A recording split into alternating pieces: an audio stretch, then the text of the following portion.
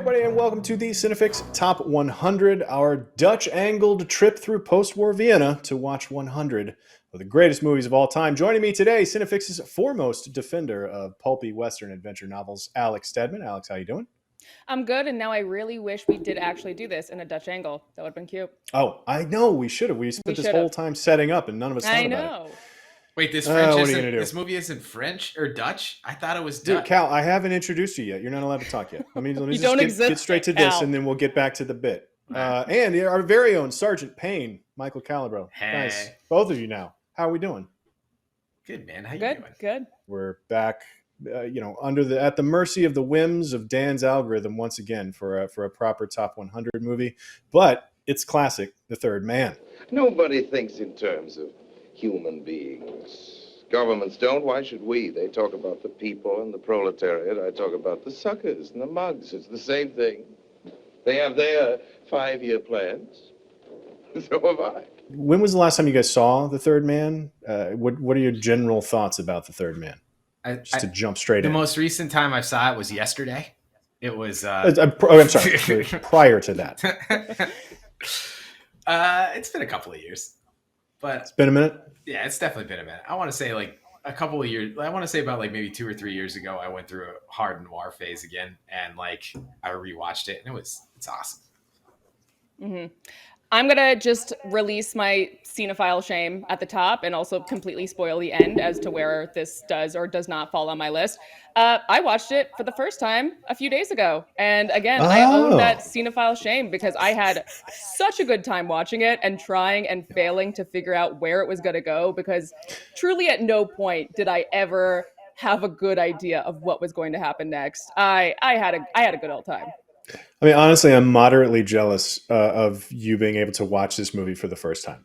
Right? I felt the same way because I was like, I want to watch this for the first time again, even though I just finished watching it. It's a movie too that, like, I mean, first of all, there's a lot of movies and there's no shame in having not seen one. Yeah. So like, that's fine. Secondly, like it's a movie that I knew enough about by the time I actually saw it, that there wasn't really like a whole surprise kind of element to it, which was kind of a bummer, but I definitely knew about it, and it was one that was like, oh, I have to watch this at some point. So this show forced me to do that, and I'm glad it did. But I still went into it fairly blind as far as like the big twists and turns, and I'm so glad I did. The tale of the tape here for The Third Man, 1949, the just right smack in the height of the film noir era. Directed by Carol Reed, starring Joseph Cotten, Orson Welles, set in the post-war Vienna. Although, I don't know about you guys, I really am more of a Constantinople chap from before the war. I couldn't agree more with that opening VO.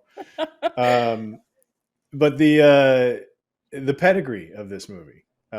It was nominated for 3 Academy Awards. Best Director for Carol Reed, Best Editing were the 2 nominations it didn't win. But then it did win for Best Cinematography, which I think is just the most deserving award of all time. And I bet we're going to talk more about it. I mean, it was the cover of my cinematography textbook in college. Like, there you go. It was also it was just the litter of it was cinematography black and white because. Fun fact, it used to be separated by black and white and color cinematography. Yep. But we'll get more into the look of this movie because it's one of the most striking things about the film. I think one of the things that holds up the best. But it won a bunch of others. It also won the Palme d'Or out of Cannes that year. Best British film at the BAFTAs. Even though it also showed up on the American Film Institute on AFI's Top 100, which is just about American films. So both countries claim it. Somehow it has to do with like who produced it and who put up what percentage of money. Zelnick's an American producer, right? So it has to. Yeah. There's one American producer and 2 British producers, so they both sort of share custody. I don't know. Every other weekend they get to stay with dad or something like that. But then it was number 57 on AFI's original Top 100 list. But then when they revisited the list 10 years later, it got bumped completely, which I frankly don't understand how you go from 57 to not there at all. Maybe it's Dan's algorithm. Dan can explain how that kind of thing happens, I guess. But He interned at the AFI around then, I think. This is, once again, Dan's fault. It also has its own Criterion Collection spine number, number 64, which is a lofty number indeed. Pretty solid. That's early. Yeah. Where spine numbers are concerned, that's pretty high. The other great thing about this movie, the other fun little pedigree about this film, of course, the zither, the score, that just happy-go-lucky score. The theme song spent 11 weeks as Billboard's #1 in 1950. I did not know that. That's incredible.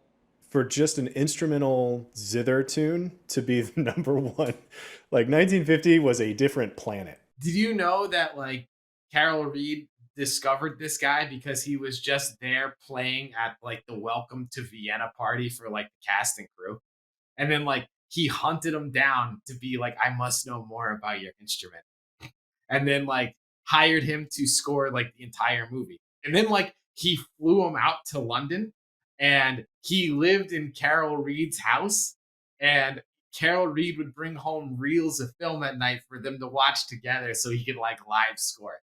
Like they are like thick as thieves, which is why the zither is like the thing that's the opening credits. Yeah, I mean the zither is the whole goddamn movie.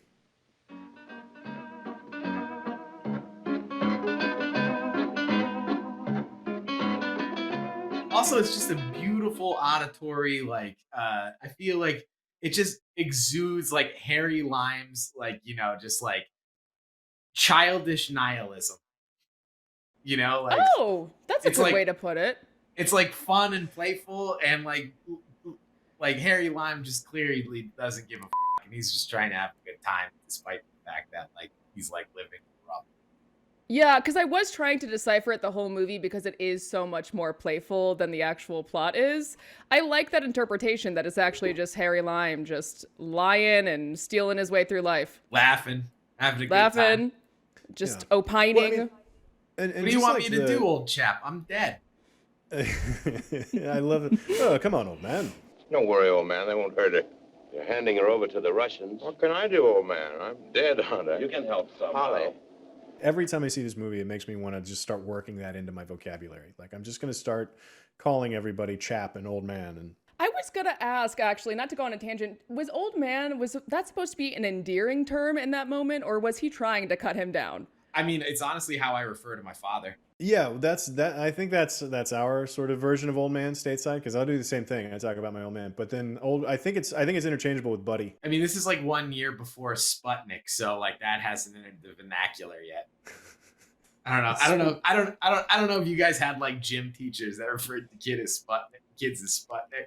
But... I did not. No, I did not.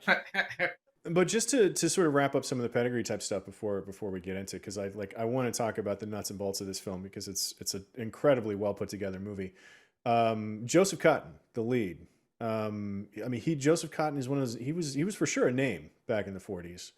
But like the one that I always remember him from, like he did Citizen Kane, he did Magnificent Ambersons with Orson Welles too, and like he was kind of in that crowd. But Shadow of a Doubt, the Hitchcock movie that he did, is always the one that freaks me out, which is where he plays the little girl's favorite uncle who turns out to be a murderer. Yeah. Fun fact about that: Joseph Cotten knows just how well he is. I found this quote from Joseph Cotten, and this is, I quote here: Orson Welles lists Citizen Kane as his best film. Alfred Hitchcock opts for A Shadow of a Doubt, and Sir Carol Reed chose The Third Man. And I'm in all three of them. Like, I love that. Yeah, that's a Joseph Cotten quote.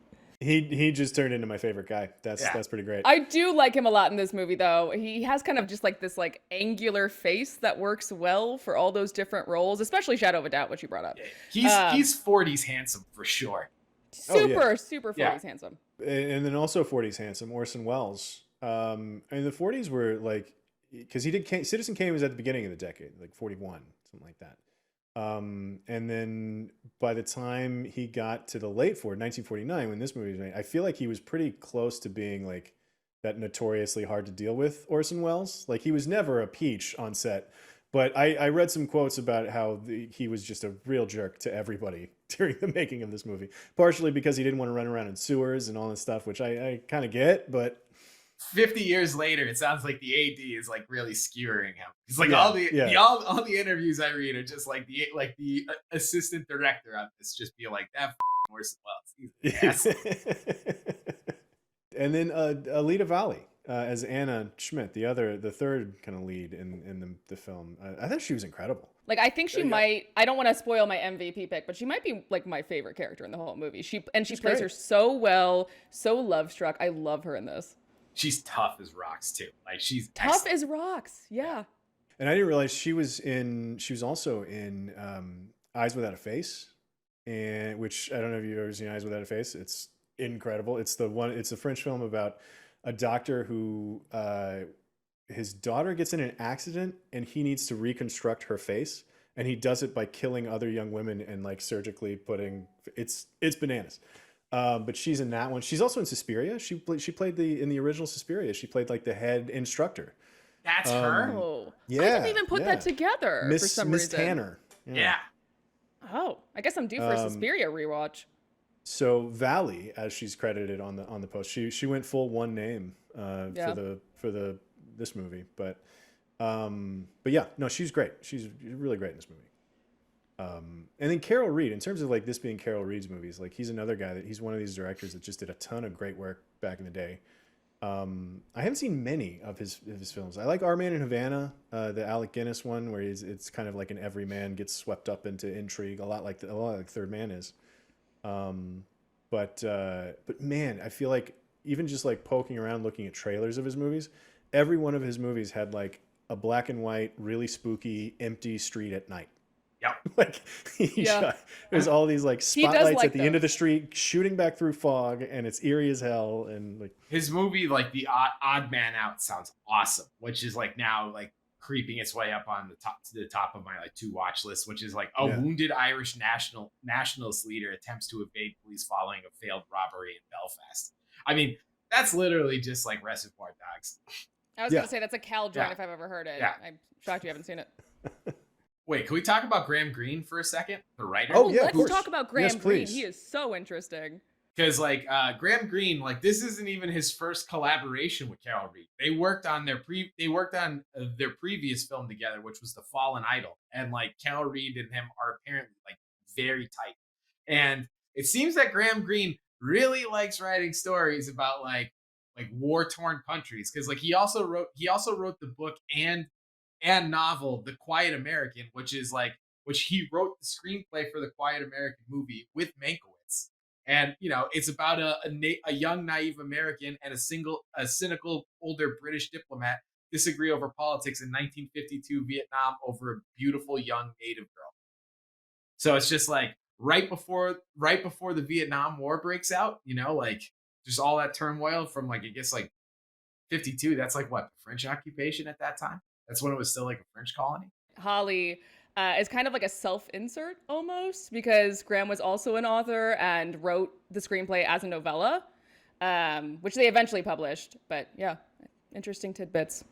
Well, and the idea of setting a movie just in the rubble of World War II, like literally in the rubble. Like there are chase scenes that take place like he's sliding down hills of rocks that have been just gathered off to the side, and in the opening VO of just like, it's a little bombed. It's been bombed around a bit. But it's not even just like European cities, right? Like, not only is it like a bombed out city and like the rubble looks great, but like Vienna was known for its like architectural splendor and stuff like that. So it's like a postcard city that has just been like bombed to the ground. And then they're like, we're going to shoot this absolutely texturally gorgeous noir here. My head immediately goes to the Bicycle Thieves and that Italian neorealist stuff that did the same thing. Like they just got out there with cameras and started shooting stuff like in the middle of these cities that were still, you know, more or less destroyed. But for this to be so like weirdly happy-go-lucky sounding it's strange. It's just the juxtaposition just sounds so good. And like, you know, and it's not only like within like the subject matter and the music itself, but also when you juxtapose it against the genre, right? Like everything else is like the big booming horns and like the huge bands and stuff like that. And this is just one street musician with a zither carrying this entire thing. And I do love having the backstory about how Carol Reed just fell in love with his zithering and they became the best of friends. Makes it even better. I never knew the old Vienna before the war with its Strauss music, its glamour and easy charm. Constantinople suited me better. I really got to know it in the classic period of the black market. We'd run anything if people wanted it enough and had the money to pay. Now let's get into some brilliant moments, which I kind of want to talk about. We mentioned it a couple of times, this opening monologue, the opening VO. And there's a couple of versions of it that floated around. Apparently there's one version where Joseph Cotten, where and that's his character did the VO. That's the theatrical release for the US had for the Joseph US. Cotten. Yeah. The other version, the rest of it had Carol Reed, which that's the one that I have that I rewatched, the Carol Reed version, and just how casual he is about everything. Did I ever tell you the story about it? Like he's kind of stammering through it. He sounds like he's got a few drinks in him and he's telling this story to a buddy at a bar, you know, and it's actually, it weirdly, I think it sets the tone for the rest of the performances in the movie, because I feel like they're so much more casual than most other movies of the era. I think like it felt to me a much more modern sort of performance, because there's scenes where he's just like kind of picking at the drapes while he's talking to, and it seems very casual and very and much less sort of performative, for lack of a better word, than a lot of the other sort of film noir kind of, you know, femme fatale type it's stuff. It's a very like, oh, by the way, very, very natural performances. And it's all kicked off to me with that Carol Reed's VO at the beginning. That's just, you know, I was more of a Constantinople chap before the war. I only know Vienna from the black market days. Like those, it was great. It was a great way to start the movie. I feel like especially in the first 30 minutes or so, like you said, how casual the dialogue is, but there are also just like some awkward moments, which is very realistic. It's just very casual dialogue. The scene where he first meets Anna backstage at the play, and they like can't figure out how to walk past each other because her costume is so big. There's that, but I think like one of my favorite lines, it's after Holly learns that Harry is dead, and he's telling not the concierge, the book club guy, and he's telling him about it. Yeah, and the other guy goes, "Oh, that's awkward," and Holly goes, "That's what you say to someone whose friend died? That's awkward." Heard of Harry Lime? Well, I've heard of him, of course, but I didn't exactly know him. Well, I was going to stay with him, but he died Thursday. Goodness, that's awkward. That what you say to people after death? Goodness, that's awkward. Mr. Martins, excuse me. Telephone. My favorite scene is like, well, I have two, right? Like the Harry Lime reveal, right? I'm talking about like, we're going to talk about like German expressionism influence on like, on cinema, like on cinematography in this film. It's like there was a lot of French flags on that set, because like they are cutting off light like right here, you know. It's just like very controlled, very tight, and like that shot of like you see the cat walking down the street and then like hanging out by his legs right after she says like the cat only liked Harry, and you know, and then like the light, like that woman turns on her light, and again, like I said, a very directional, very controlled light source just like lights up only his face, not the background, nothing else. And then he has that like smile, like that charming zither smile as the camera just like dollies in. My experience having watched it for the first time 3 days ago or so is I just kept waiting for Orson Welles, and I was like, oh, okay, he has to be like Harry Lime if Harry Lime is alive. And like the light shines on him, and I feel like you just know that that's Harry, even if you don't know he's alive yet. You just know. And then there's a beat, and he says Harry. There's this cool convo that like Bogdanovich has about Orson Welles, and he's just like, Bogdanovich talks about how Orson Welles really liked the part because it was a real star part. To which like he asked, well, what's a star part? And then Welles goes, it's when they talk about you for an hour before you actually show up. So it's just like everybody's just like Harry Lime, Harry Lime, Harry Lime, Harry Lime, and then like talk about a hit like textbook pitch perfect reveal of like, this is Harry Lime, and he has that smirk like you just got the joke 15 minutes after I said it kind of smile, and it's just it's so good. I love his little smirk too, because what the movie does leading up to that is really tell us how close he and Holly were. Because at the beginning, you're not quite sure. It's not like he breaks out into tears when he first finds out that Harry is dead. But as you learn that they were actually like kind of best friends. And imagine you have faked your own death and your best friend of a very long time finally sees you and you're just like, hey, buddy, what's going on? Like, it's such a good reaction. Yeah, it's like it took you long enough.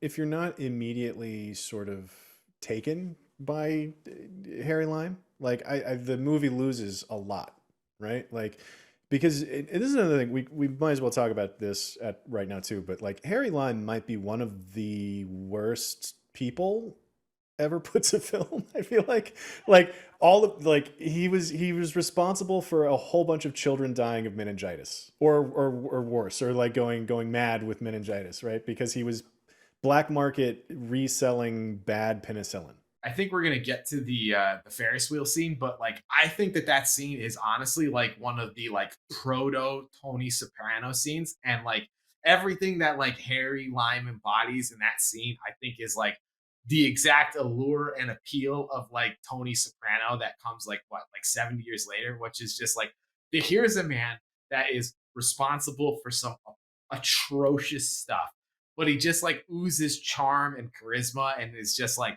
so affable. You can't hate him. And it's that struggle to like reconcile the terrible deeds he's done with just his like inherent natural likability that just makes for such a compelling performance in like character. I mean, he's to me a textbook sociopath. Like he knows exactly what he's doing. He has absolutely no remorse for anything he's done, and yet he's a genius. Like I think Holly thinks he's a genius, and he is not. Harry is way ahead of everyone, and he is an evil genius. And like you were saying, Clint, that crime. I mean, it kind of just struck me when I was watching it because a little podcast recommendation. I'm currently listening to this podcast called The Retrievals, and it's about this nurse who steals fentanyl from a clinic where women were getting egg retrievals and replaces it with saline. And like having that in my head too while I watched that scene, I was like, this guy might be one of the most villainous people I've seen in a movie in quite some time. He's a bad dude. Totally vile. But again, though, like it just to take it back to this reveal that he's still alive and that subtle little charming grin that he gives. Like we've spent an hour of this movie? Is it? I mean, it's literally. It's right at the half line. I made sure to pause it. I made sure to pause it right when it happened. It's just like that player head was like right. Yeah. So and we've even at this point have we seen all the evidence at this point? Yes. Yeah. So this is just it happened just prior to the scene. Right? I think the police show Holly the evidence. Then he got drunk, right? And then he went to Anna's. Then he goes to see Anna. Yeah, and then the cat runs away, and then he's like locking down. Get me the Harry Lime file and get Mr. Martins a large whiskey. I don't need your drinks, Calloway. You will. So we know what Harry's done. And we've spent an hour looking for him. We know there's some bit of intrigue around his death. Nothing is quite what it seems. We know that there's two things at play. One is the chief inspector, the Calloway. Oh, what's his name? Calloway. Not Callahan, because he's not Irish. Callahan. Calloway. Okay, sorry. Yeah. I love the name mix-ups. They're so good and so casual. Sorry. So we know that Calloway's a hard ass, and he's kind of the antagonist of the first bit of the movie. But then we find out what Harry did and why he's being, and to the point where it even convinces his best friend that he's like, yeah, I got to get out of here. Like I'm gonna leave him. I'm gonna ditch him. But then, when we meet Harry Lime, if we don't immediately be like, oh, look at that guy, like the whole movie like loses a lot of steam because it's like that, for Holly to be so committed and so like, I got to find my friend. Like you guys got to investigate this murder. Like he's just looking for justice for his friend. And we still got to feel some of that for Holly Martin's story to matter. you know? But also Yeah, for and- Anna, is because this woman is smitten with him. And I think there's this Exactly. really great line when we first meet her where she says like something like, I don't care how he died. I just know I want to be dead too. And it's like, that's pretty intense. Like he Yeah. must be some And- kind of guy. We just have to be able to understand that to a certain degree, you know? And so like having Orson Welles show up and grin, and it's like, you guy, you kind of immediately forget the whole sequence prior to this, where it's like, yeah, no, he was swapping out penicillin with bad penicillin, and all of these children are dead now. Just like, Jesus. I go back to the fact that it's Orson Welles. And I feel like because I was waiting for the Orson the entire time, he was just like, hey, he was smirking at me, I felt like, and it was unnerving. It's a star role, you know. a He knew star what he role. was doing. I feel like he was saying that because he didn't have to work that much on it, but still, do you know- got do the you know- title role. Well, speaking of like, it's a star role and like he only shows up halfway through it. Like, there's also like the anecdote that he was like super late to set, and like why the AD has been complaining about him like in the decades For 70 years. Yeah, for 70 years. Is because apparently like they started shooting without him, so the AD had to put on like the overcoat and hat, and like it's like when you see Harry Lime running through the streets and like the shadow thrown up against like the Yeah. brick and stuff like that, that's actually the AD. It's just It's actually 'cause, like, it's Guy Hamilton, who went on Yeah. to direct a couple of Bond movies, and Yeah. like he went on to be a fairly big director. all of those like really memorable shots of Harry Lime's shadow are not with Orson Welles. Yeah. It's basically like the shark. Like it's 100% Cal Reed was like, my shark is an asshole, and he's Right. not here. So like, how do we shoot with the illusion of the shark? Right. Orson Welles, the original Bruce the Shark. Shark, yeah. But I will say to Yeah. your earlier point, Clint, Calloway, you just kind of start by thinking he's a bad cop. Like, and then you kind of start like you want him to solve this mystery because you don't know Harry's a bad guy. And like, we've talked about movies that turn into different movies halfway through. I think we mentioned it during the Parasite episode. This movie completely changes what it's about halfway through, and it's so cool. I'm not convinced Calloway was ever a good cop. He's not the most competent. I mean, think. he's righteous, but yes, I think confident. Lack of confidence Yeah. is probably the word. I think he is trying his best. I don't know how good his best is. Again, setting that kind of thing in the rubble of Vienna after the war, and it's like everybody's, and even the opening VO like establishes that too. It's like, oh, they're good enough chaps, they did their best, you know, like that sort of thing. Like, here's a guy that's like he might not be the best cop, he might not even be like on any sort of side of justice. Like, he just happens to be in the right on this one, you know. Like, I mean, there's no telling, you know, where he comes down, and frankly, it doesn't matter, because like, the first time we meet him is he's a suspicious guy at a funeral, which is like a cheat code for like, I don't like that guy, you know? Yeah. And then right after that, to go backward a little bit, it's that bar scene, which I also really like a lot. He is sitting there just insulting this guy's dead best friend to his face. Again, going back to those awkward social situations. He's it's a like, jerk. It's wonderful. he's a jerk. Like, who says that? Well, in fairness, But he was did. right. In fairness, he did know at that time, which we didn't, that like the guy in But Holly question didn't. was murdering children Yeah. with Yeah. bad penicillin. But we It's didn't like, in know retrospect, that, and Holly didn't. he's Yeah. in retrospect, the kids' gloves were very well off, and that's fine. Best friend I ever had. That sounds like a cheap novelette. Why write cheap novelette? I'm afraid I've never heard of you. What's your name again? Holly Martins. No, sorry. The other thing I love, that opening bar scene, this is another thing, and this is a guy who I love in this entire movie, is Bernard Lee, Sergeant Payne, Bernard Lee, who went on to be M. This is another Bond connection there, but him being just like such a nice dude. Oh, he's the He is a teddy bear throughout this He entire loves movie. to read. Even when he punches Holly in the face, he's just like, all right, here you go, bud. Come on, just hop up. He's just like merrily doing his job the whole time, and just a sweetheart about it. And it's like that energy in this movie is so unexpected and so unusual that I love that. Please be careful, sir. Up we come. Written anything lately? Take him to Sarkis. Don't hit him again if he behaves.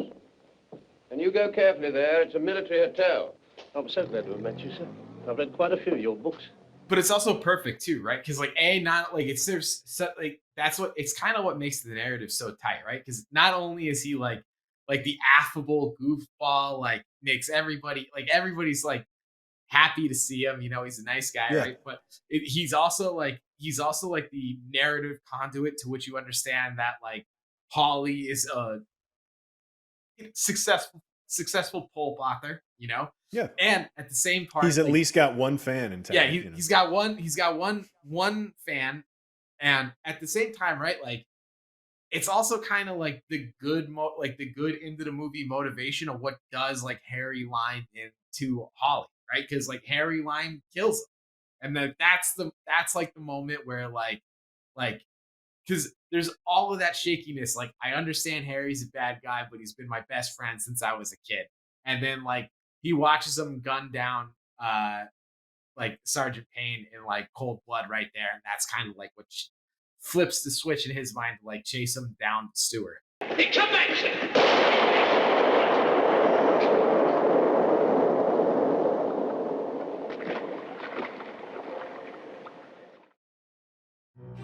The Ferris wheel is just perfect. You got some good Dutch angles. And I will say, I genuinely felt a little nauseated watching that scene. And I felt like it was because of the askew camera angles, but also just how, again, evil Harry is. And he's just sociopathic like no other. Like he just reads everything Holly is doing and reacts to it.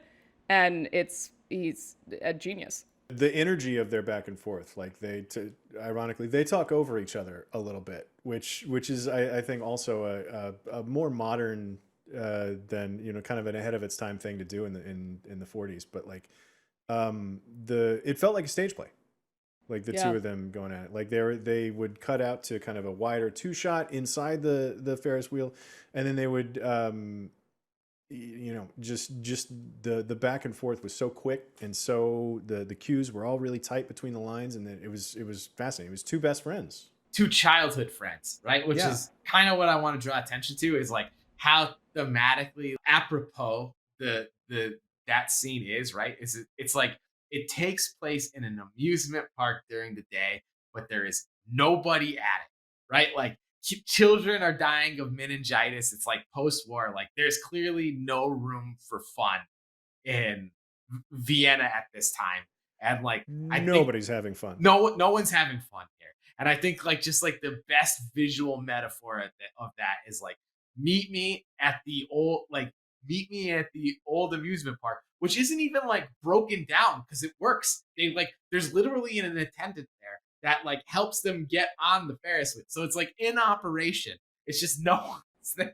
Also, not the safest Ferris wheel, because you can just open the damn door and just push someone out, which is what I thought was going to happen. It's the 40s, you know. What I really felt the whole time is this tension that, and I feel like I was supposed to feel this way, that he was going to push Holly out. And there's this very intentional, I think, move by Holly where he kind of grips the side of the cart to be like, all right. I think that was the implication. I think that was very much a like, dude, do I have to kill you right now? Because I will. You believe that he would, even though he is being affable and they're bantering like friends. Like you do, at this point, we've established how terrible Harry is. And yeah, he would push his best friend of so many years out the damn Ferris wheel. I firmly believe that like Harry Lime is such a great like proto Tony Soprano of like, he could just go from like affable to like, do you think you're going to be alive in the next 5 minutes? Because if you say the wrong thing right now, there's a very good reality that might not be the case.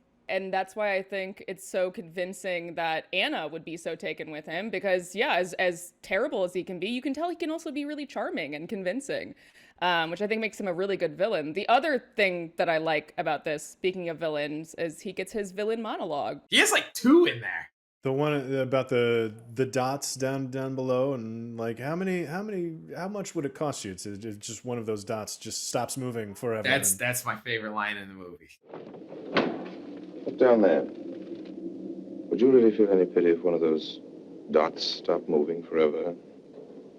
If I offered you 20,000 pounds for every dot that stopped, would you really, old man, tell me to keep my money, or would you calculate how many dots you could afford to spend, free of income tax only? And then the cuckoo clock thing is also a great line. Well, what the fella said. In Italy, for 30 years under the Borgias, they had warfare, terror, murder, bloodshed, but they produced Michelangelo, Leonardo da Vinci, and the Renaissance. In Switzerland, they had brotherly love. They had 500 years of democracy and peace. And what did that produce? The cuckoo clock.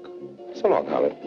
I love that he basically says, like, under the Borgias, there was war for 30 years and they invented the Ninja Turtles. And Yeah, exactly. No, but he has, like, I feel like you could take the 3 best lines in this movie and you can argue this, but they all come out of that 2 minutes. Because I was rewatching that specific scene. It's about like 2.5 minutes.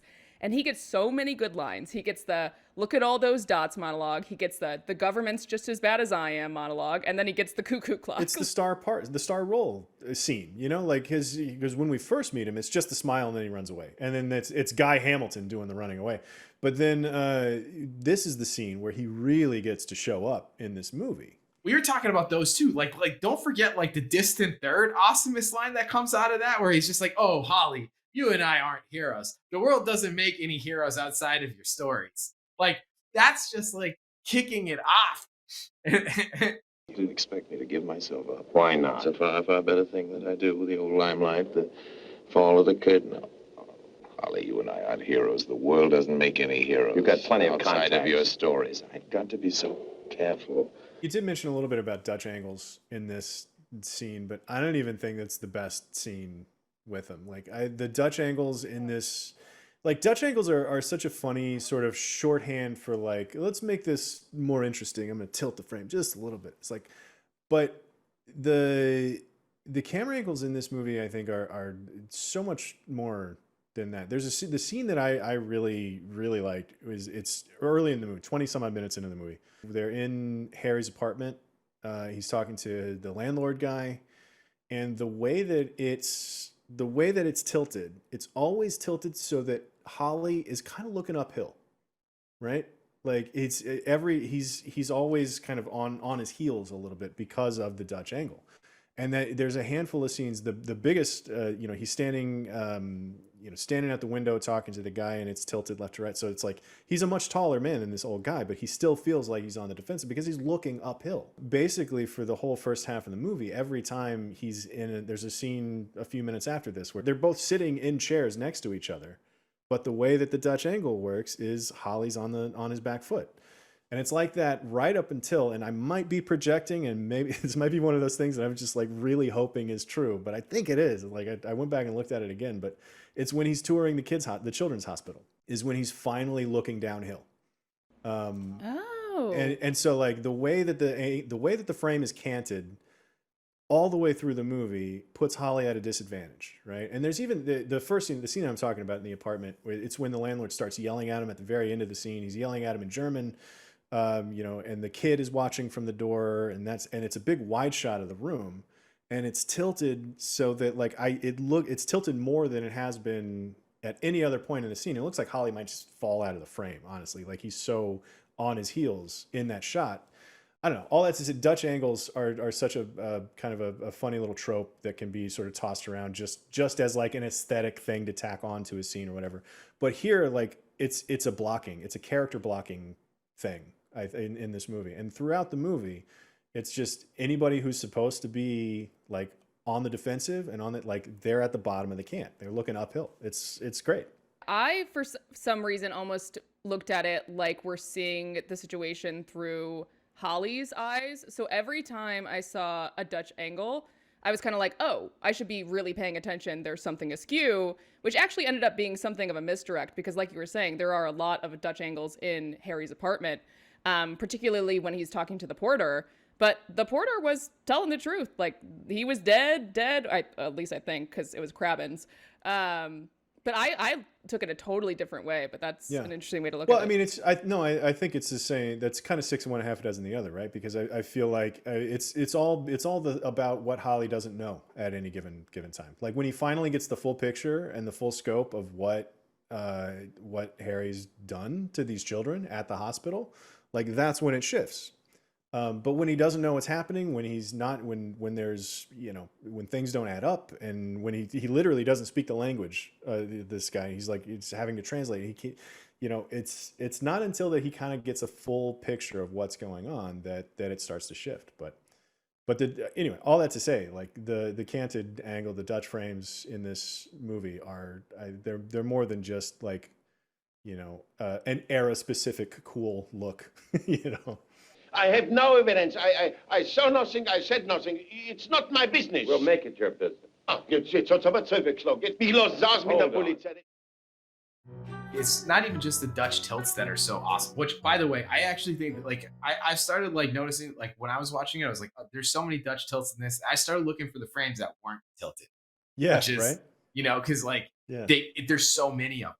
But They it's start not to stand out as the different part. yeah, exactly. But it's not only that, right? It's like how he composes shots, right? So it's like when you go back and like look at like the first meeting when he's like meeting Calloway, right? And it's just like the way it's framed, where it's just like he's in like silhouette against Calloway, who's in the center of the frame lighting a cigarette, and then like right to the third to like round out the composition. So there's like a nice clean diagonal running line. It's like the shot, like the bottle of whiskey, and like then it like cuts to the reverse, and it's also like immaculately framed, where like Calloway is in the foreground and like that like a quarter face. There's the whiskey, and then it's like, and then it's Joseph Cotton, and behind him is like the bartender in like in a soft focus in the bar with the leading line that's like running right to his head. So it's just like all the leading lines are like, look here.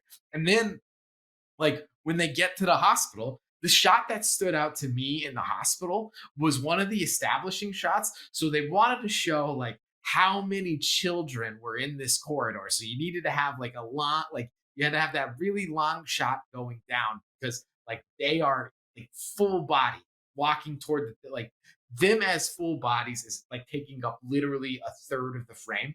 So you need to have that camera pulled all the way back. The problem with that is that this was shot on a soundstage where they don't have ceilings. So they're just like, just park a medicine cart in front of the camera. So it's like you're looking through the medicine cart, which just flags off the lack of a ceiling where all like studio lights would be. And then like you just get this gorgeous long shot with the like lines that just like frame within the frame kind of box. So you're just like, I'm looking right here, and it's just like, man, this is these are the touches that get you an Academy Award for Best Cinematography. Talking about the scene at the bar where the two of them are talking and one's in silhouette and the other's the focus of the screen, like the scene that always pops into my head is actually from Raiders of the Lost Ark. Like Spielberg uses that a ton. It's where Indy's drunk in the bar and Belloc is there talking to him about like burying a pocket watch in the sand. Like that whole scene, it's shot the exact same way. Like it's there's one character in profile in the foreground out of focus, and the focus of the is dead onto the camera. You can also make the argument that he, like Spielberg, definitely repurposed like the Harry Lime shots as like for Indy as like the hero shots. Like how many shots of Indiana Jones is it's just like the shadow walks just into his the shadow, bar. Like the shadow with the fedora walks into the bar. You're just like, oh, Indy's here. Yeah, exactly. The guy that shot this, like we can talk to about some of the cinematography here. The Robert Krasker is the guy's name that. And he's another guy that like worked a ton. I don't know how many of his movies I've seen. He did Brief Encounter, which is a non-epic David Lean movie, but it's still a really cool one. The thing that strikes me about this particular era of, especially in black and white, is those old lenses that have this like soft vignette kind of feel around the edges of them. It just makes everything look so cool. It just makes everything just gorgeous. I love those old lenses. I remember what's his name used them for The Lighthouse. He used like old Eggers used like old vintage lenses that did that sort of thing in The Lighthouse. But there's something about it on black and white photography that's just incredible. But one of the other shots that I wanted to talk about in terms of like camera work at the time, and this is is sort of a bumping the lamp award for the week. There's that scene where it's right before the Harry Lime reveal. And Holly's talking to Anna, and Holly's standing in front of a window, and it's obviously that it's on a set, and there's a painting of the cityscape behind him out of the window. But then the camera trucks forward and it pushes into the plants, and then the plants part, and then we tilt out of the window down onto the street of Vienna, and that's when we first see Harry walk up and look up at the window and then retreat back to the doorway.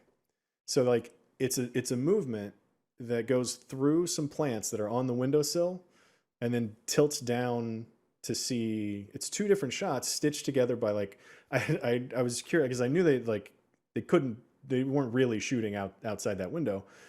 But then there's like a spotlight. There's like an iris out dissolve that they hide in the top left corner of the frame, and I was like framing through it, and it just slowly expands and it dissolves from like a close up of the plants to a close up of different plants that then get pulled apart like curtains, and then we tilt down, and it's just one of those like they did that in the 40s. You know, it's like that's how they didn't have to. There's so many other ways that they could have done that too. Just establishing that there's a figure on the street who's coming up and then he's hiding, right? There's so many ways to do that. You could just cut down and look behind his shoulder and like, you know, look up at the window and you see a silhouette in the window move the way that Holly's moving. Like you can match cut it that way. So many ways that you can establish guy on the street is watching and now he's hiding, right? Like that's what that shot does. But they did it all in one continuous move, and the camera's moving at the same speed in both of them. It's really, really skillfully done to stitch those two shots together. And it ties the space together in a way that's way more intriguing and you know, and way more interesting than just a series of cuts. But that shot in particular, like I watched it and I like paused it, scooted it back. Like, how'd they do that?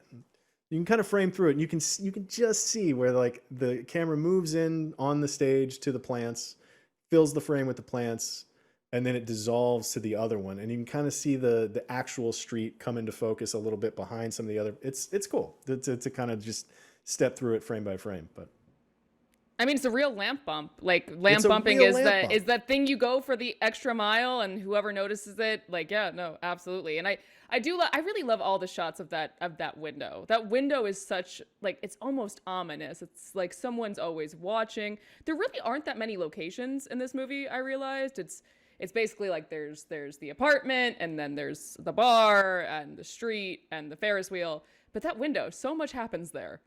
I'm a big fan of the final shot of the movie too, right? Like two things I want to say about this. A, I don't know how much I've talked about it on this podcast, but Clint, I complained to you a fucking ton about how much I hate 3-hour movies.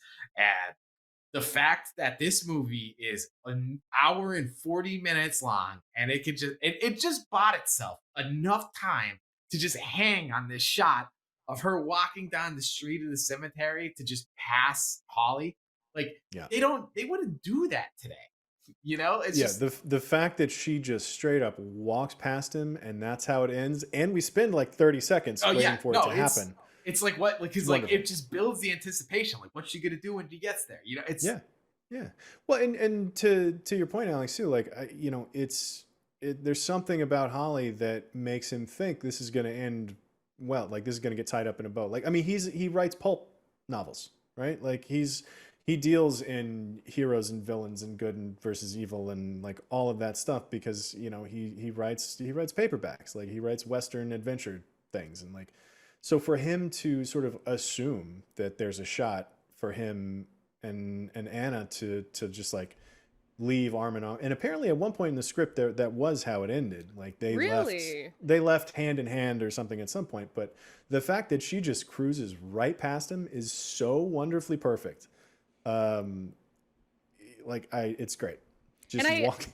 I just found doesn't even look at him. She's the most consistent character in this movie. Like she loves Harry and she's not going to change it. And you know, I felt for her because she is really like dealing with it a lot throughout this movie. But yeah, I just feel like if it did end with them walking arm in arm into the sunset, she wouldn't have been as consistent. And that's why I do also love that final shot. She's just like, nope. I am who I am. Like, it would have been tacked on, and they would have been doing it for the wrong reasons. They would have been doing it because that's what we expect. And the fact that we didn't expect it, and the fact that it goes against, you know, what normally happens in this kind of movie, it makes it worth talking about 70 years later. I never truly felt like I knew Holly's motivations. I never knew if he was trying to get the girl or genuinely trying to do the right thing. And I don't think he knew either. So I like that the movie ends with him not getting the girl, but kind of like getting not justice, but yeah, some version of it. I agree with you. I definitely think he's like on that kind of like spectrum. Like, you know, it's just like, how much does he really want either of these things? And it's like, what's he actually motivated by? It's kind of a dog chasing a car the whole time. Just like, I am not sure what's happening here, but I need to go and find something. That's what it feels. It feels like he's just moving to the next step every single time, not knowing where the end is. Honest, sensible, sober, harmless Holly Martins. Holly. What a silly name. Let's put this on some movie lists. It has been talked about on CineFix a lot. Per our 100 most talked about movies on CineFix video that we did, granted, like 5 years ago. 17 mentions and 7 actual picks on movie lists. I couldn't find all 7. I dug around. I couldn't. So you know that there are 7, but you don't know all 7. According to our records, like the one record that survives, it's 7 picks. But it's included in best character introductions for Harry Lime. Yes. Which I think makes it best twists for the same. Yeah. The fact that Harry Lime's still alive, because like they're not dead is kind of a twist, sort of subgenre. Supporting roles that stole the show. Orson Welles got that, which is kind of hair splitting because Orson Welles himself thinks it's a star role. So that's not technically accurate anymore. So maybe it's just 6. It's a star role. So yeah. And then, the titular third man. And the other one that I could find was the 21 best character departures of all time was the list that we made. I'm not sure why we went with 21. That is a very nice euphemism for dead. Yeah. Well, it was a tragic one. But the one from this one was Anna walking right past Holly as one of the best sort of character departures. Just because she's just leaving without a word, which is so perfect. But what other lists does it need to be on? I don't know if we have a villain monologues, but he is one of the best. Is he not on? We did do a monologues at one point. Is it not on the cinematography list? We've done best cinematographers, but we haven't done best. We did a most beautiful, and we did best cinematographers, which Krasker wasn't on that list. But I mean, it's like if we were to do a best looking movies of some sort, like it would end up in the black and white category for sure. At minimum, a mention. But I'd be hard pressed to give it to something else. I mean, it's been on 7 lists. I mean, that has it's to been be on up. 7 lists, supposedly. That has to be up there for like most. Yeah, I'm assuming that we did proper research on it 5 years ago, and I'm trusting that. I mean, if we had a list for like the lead role that has the least amount of screen time, that would 100% be Harry. Yeah. If it is a lead role. That's sort of what the supporting roles that stole the show was doing, I think. True. I mean, it's on the Joseph Cotton list of his biggest Top 10 Joseph Cotton movies? Yeah. For sure. Joseph Detectives? Cotton's letting everybody know that he's in all of every great director's favorite movie of theirs. Yeah, exactly. That's so great. I love that. I do like that he's not a detective. I love that brand of detective. So yeah, just the sort of regular guy that gets kind of scooped up into a bigger mystery is always my favorite kind of detective. So he this probably make that list. Best detectives. Film-Noir, still haven't done a whole Film-Noir list. That's a layup. It'd be on there. Yeah. Yeah, easy. Any other obvious ones that we're forgetting? Best zither.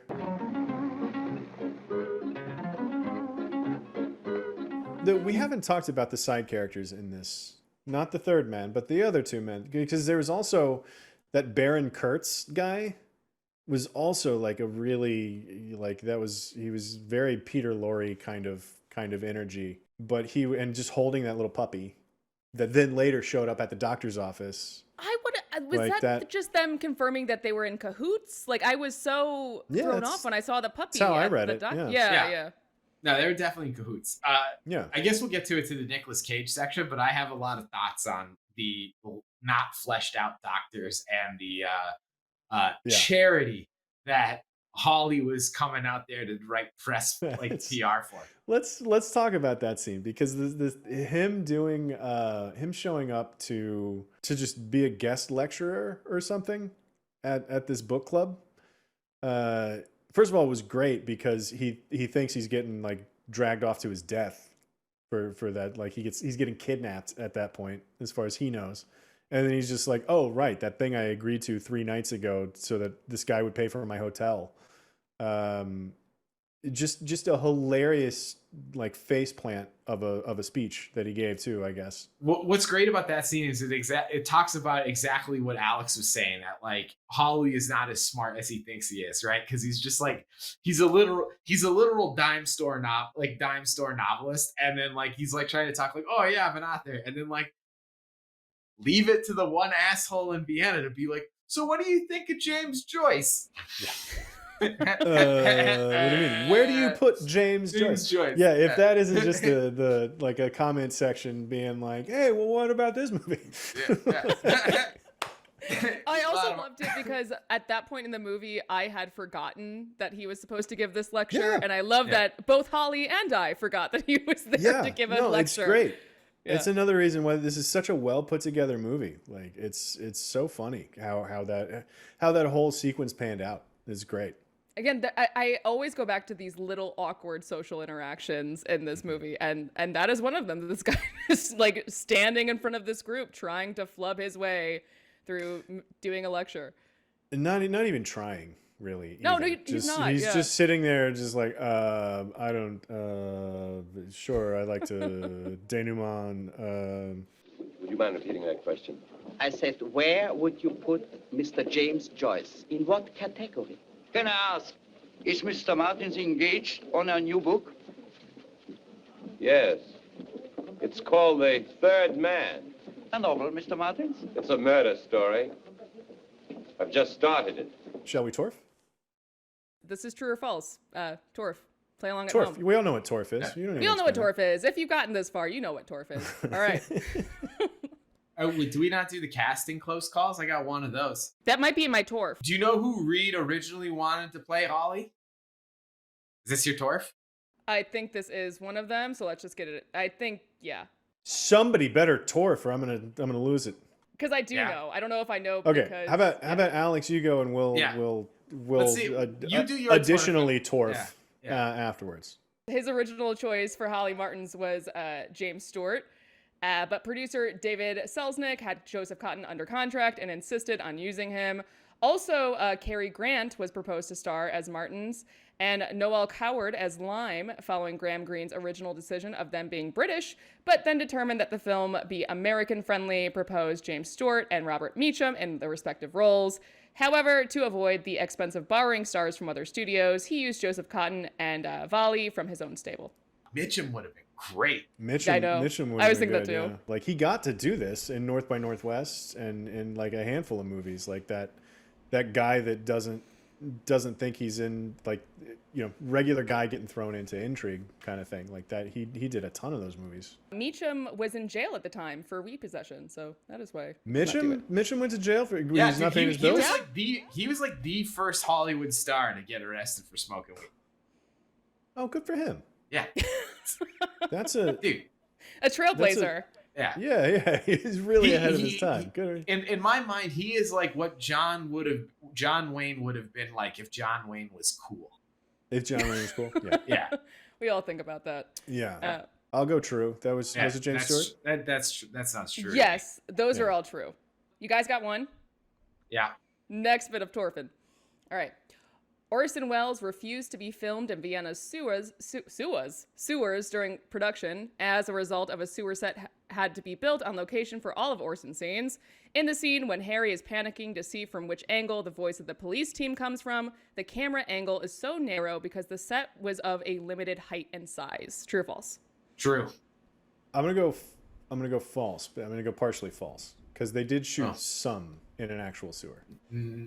Not with Orson Welles though. Okay, I'm going false just because I think part of it is false. Okay, so Clint is false. Cal is true. Yeah. Clint, you are right. Oh, It is partially false. Tayo and I are so tricky. You can never tell our lies. That's what I'm counting on.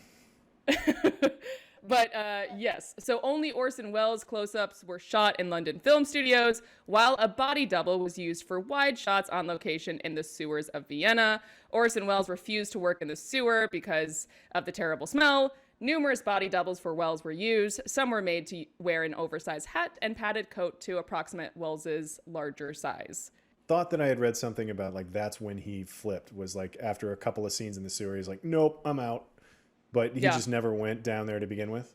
Yeah, no, he just never went down there. That's the false part. Yeah, the true part is that he did not like the sewers. Honestly, how the did they get all those lights down there? Just like running electrical wire down like those I mean, these are like 1940s Fresnels and stuff like that. It's not like they have these like LED panels that like weigh 2 pounds and you can put them anywhere and they run like all they don't even get hot. Battery. Yeah. They're just shoving like all of this electrical cable down there in a sewer with all of this running water to get all of this gorgeous lighting, and no one died. No one got electrocuted, nothing. Before it hits the spot where he's like looking around at all those different doors and trying to tell where the voices are coming from, like before it hits that moment, I was very tired of the scene. I thought it went on way too long, and then it got to that part and I was like, all right, I'm back in. Huh. Okay. Next TorF, and it's somewhat related. Orson Welles worked 1 week on this film. True or false? Ooh. This one's uncomplicated. Just, one sentence. No, that's, yep. 1 calendar week. I'll say true. I think true. I think you're going to get what... Because screen time wise, he's in it for 15 minutes. And I know he showed up late to shoot, so... He had to smile. He had to give a great speech on a Ferris wheel. And then he had to do close-ups in London pretending he was in a sewer in Vienna. And that's just about it. And then there's the other scene in the diner where he shows up at the end and then starts running away. Yeah, a week. I'm going to go with a week. Yeah, I was also true. With the caveat that it actually took 2 weeks because he was so late to set all the time. In which case, I'm going to go false. I mean, you got to pick one. It's TorF. Okay, it's true. Not, I'll go true. Okay. It's not Yes, it is true. Orson Welles evaded production assistants and assistant director Guy Hamilton while traveling in Europe when he was supposed to be on location filming in Vienna. During Welles's unexpected absence, Carol Reed had to film around him, getting numerous spectacular shots in the sewers seen in the finished film. So yeah, only a week. He got really, that's a pretty cush gig. It's a star role. Star role. It really is a star role. In every conceivable way. It is a star role. Yeah. It's the perfect Orson Welles role. Next TorF. You guys are doing good. A key sequence of the Orson Welles 1951 film Othello was shot during the production of The Third Man in the Vienna sewers. I gotta go false. I mean, false, right? Because he wasn't even in the sewers. Sewers, yeah. Or did they use... Are you talking about the sewer set? The sewers. The sewers. I can't imagine. In the sewers. I can't imagine. Wait. A key scene in an Orson Welles starring movie, but that doesn't necessarily mean that Orson Welles was in the sewer. It just means that he took the film. Because if the film was just like, hey, can we use your crew to shoot some sewer shit, considering you already have a crew and some lights in the sewer. And some shit. That sounds like it's true, but the way you phrased it implies that Orson Welles is in the scene. If Orson Welles say the line again. A key sequence of the Orson Welles 1951 film Othello was shot during the production of The Third Man in the Vienna sewers. True. I'm gonna go true. Yeah, we'll go true. You don't sound... I feel like you're being just cagey enough about it that it's true, but for some weird kind of obfuscated reason. I'm on my hairy line. No, it's true. It's true. You're just standing in a doorway waiting for a French flag to get pulled up. Yeah. While filming this movie, Orson Welles was also working sporadically on his version of Shakespeare's play Othello, and he frequently stole time on the sets of his other movies and brought in Othello cast and crew members to shoot scenes for his film. Star role. God. So, man, he was shooting another movie. Doing it right. Like, I'm doing my other thing this whole time. Hey also, guys, can I get a couple of minutes on the set for God, what an asshole. No wonder Guy Hamilton hated him. He shows up late, he brings his own crew to shoot another movie. I got to put his jacket on and run down this street over and over again. This is terrible. Every bit of trivia of this movie just doubles down on like, yeah, Orson Welles had it made. This dude could do whatever he wanted at this point in his career. It's good work if you can get it. Next TorF. The Third Man, as I said previously, was critically panned by critics when it originally premiered in Vienna. Famously, the Burkino, one of the oldest operating cinemas in Vienna, only ran the film for 3 weeks before pledging to never play it again. True or false? I'm gonna go true, because didn't you say that Austrians didn't like the movie? They're like I did say that, so I did spoil that part of it. But I'll go true. Cal? I'm gonna go with true because I just think it's like come to the theater and see our sewers on the big screen.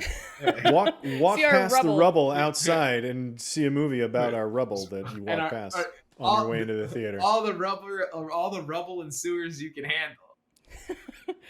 handle. Well, tricked you guys on this one. It is false. So you got us. I gotcha. So for 3.5 weeks. Well, it's actually, so yes, while it's true that famously Vienna critics did not like The Third Man, now in Vienna, the film has a permanent slot in the Burkingo of the oldest operating cinemas. It is played 3 times a week in the famous Burkino to this day. Cal, did you have some extraneous TorFs? I got a couple here. True or false? This movie was so successful that it spawned a short-lived television series about Harry Line's escapades before the film. That is true. Oh, you know that? That's true. And I am confident about that. Well, you are wrong. It was not short-lived. It was actually quite long-lived. There's 77 episodes of This Third Man that is all about Harry Line. Man. You tioed a TorF and I fell for it. Yeah. Dude, 77 episodes. They almost hit syndication levels. They were like 3 away from like that is not nothing. No, that is not nothing.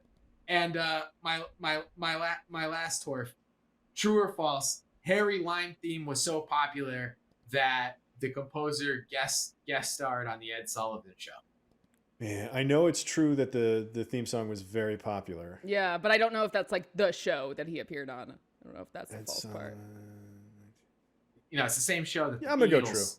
Yeah, I'll go true. It is. Yeah. He zithered his way into America's hearts via Ed Sullivan. Yeah, he did zither on the Ed Sullivan stage. Good for him, man. I love zither as a verb. Great. Yeah. He just zithered all over Ed Sullivan's audience.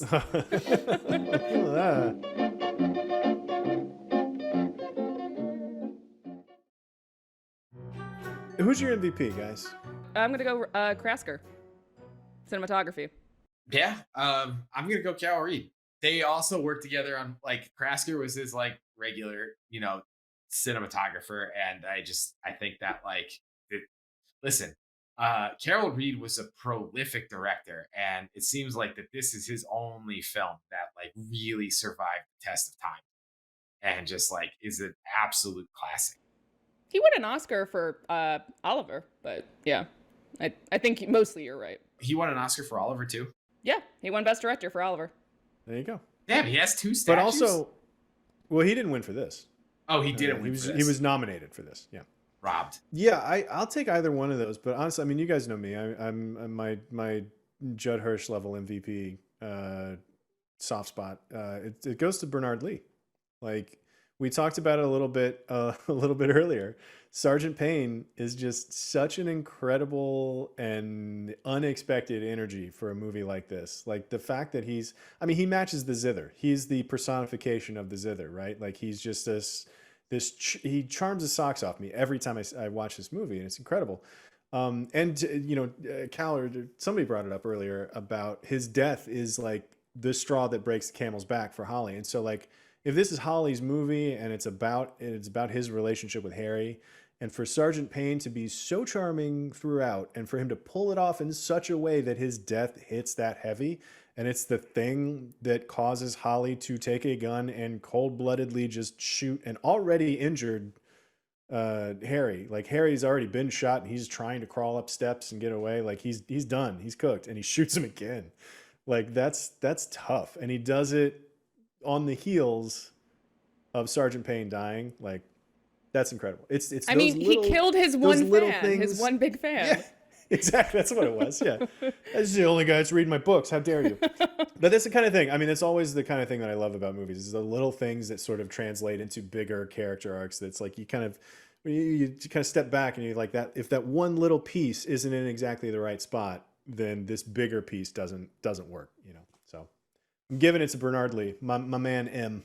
Hell yeah. Two things I just want to bring up. Do you know that like this film and Sunset Boulevard were competing in the same Oscars? No. It's a good year for movies, man. Yeah, right? Like, so this won Best Cinematography, which means that this won Best Cinematography, beating Sunset Boulevard, which is also a beautifully photographed film. And the fact that both Carol Reed and Billy Wilder lost to All About Eve is wild. That's something else. Like, yeah, and All About Eve was in there too. That's an incredible year. Yeah. It's funny because we were, before air, Clint and I were actually talking about Sunset Boulevard, because we were saying these two movies, The Third Man and Sunset Boulevard, are really great movies if you have like a friend who's a little hesitant to get into older movies. These are just timeless, totally entertaining, moving at a quick pace. They're kind of in that same league almost. Yeah, it's not like old movies aren't just these dusty old things. Like they hold up in great ways. There's two really good examples of it. But like the cinematography discussion, I remember when we were talking about Sunset Boulevard, we sort of talked about the black and white cinematography of it not being maybe the best example of it. Like the staging and the blocking and all of that is incredible in that movie. But like the photography in this is, I think, like head and shoulders above. I'm glad it won the Oscar for it. If it was going to win for anything, I think cinematography would be it. Good for Krasker. Good for Robert.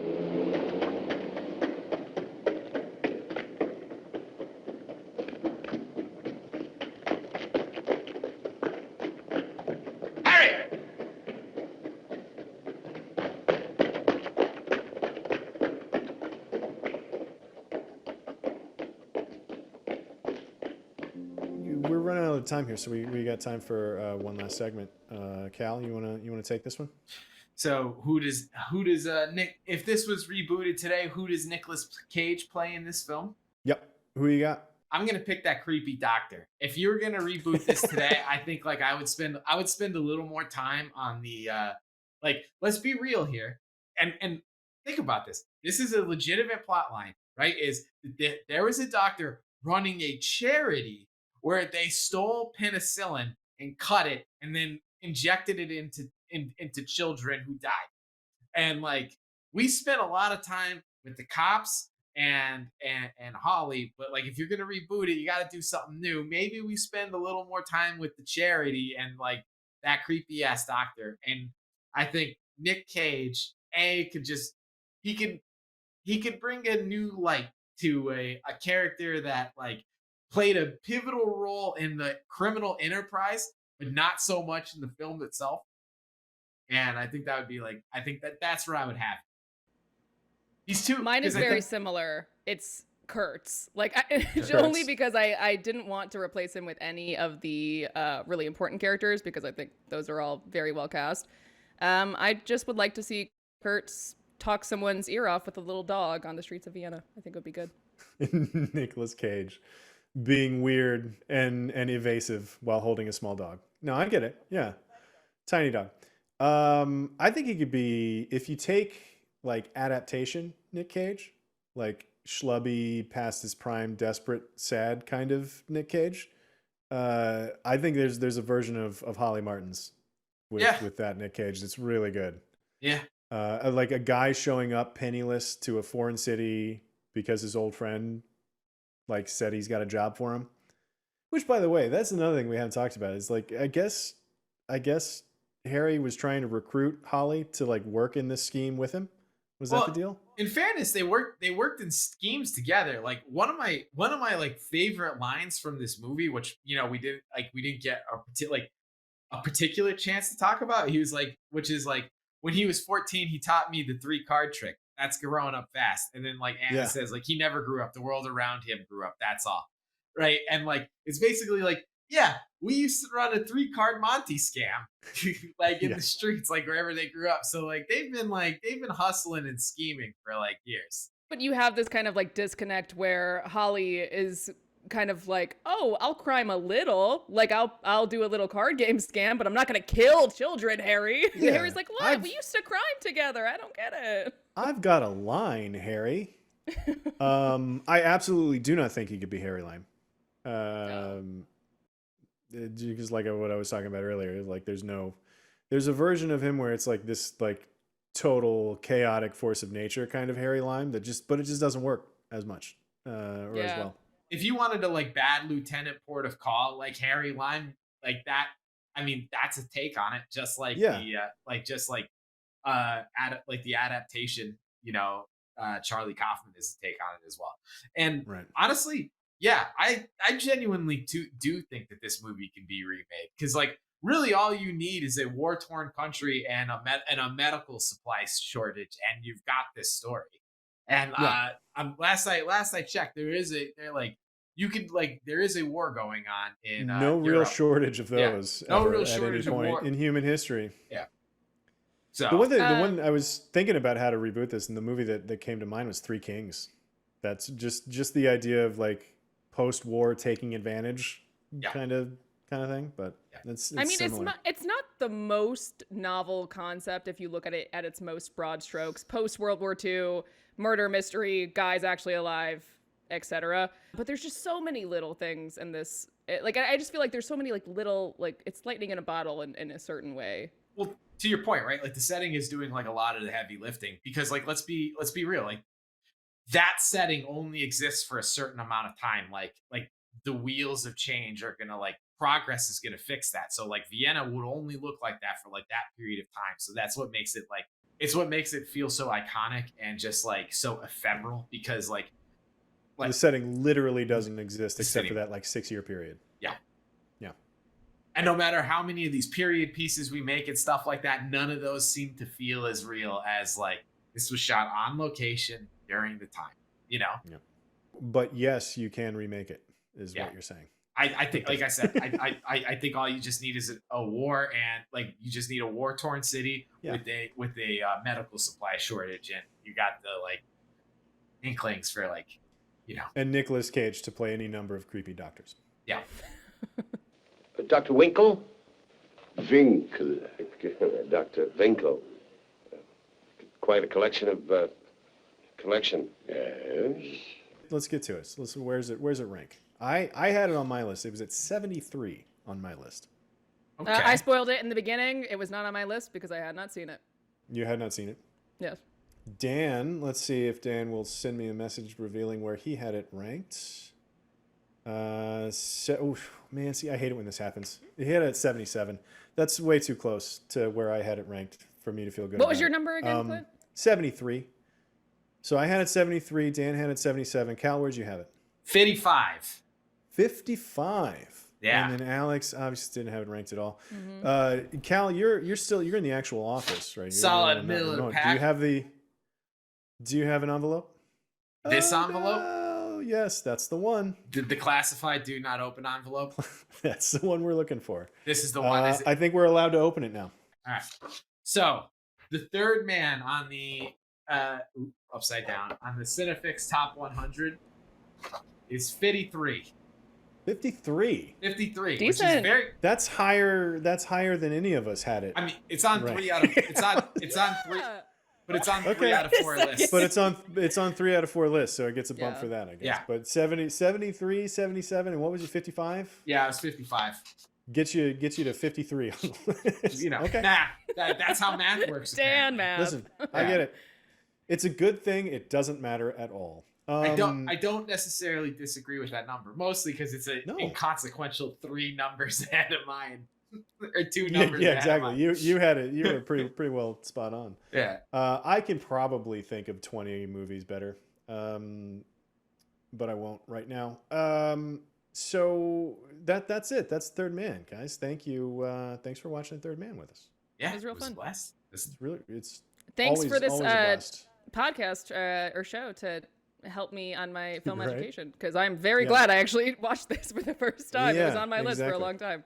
Now you can talk about it at parties finally. Finally. But yeah, thanks to you guys, of course. Thank you to our producer Tayo Oyekin, even though he's very devious with his TorFs. Our technical director Marian Franzen for putting us all together remotely. Jamie Parslow shot this for us.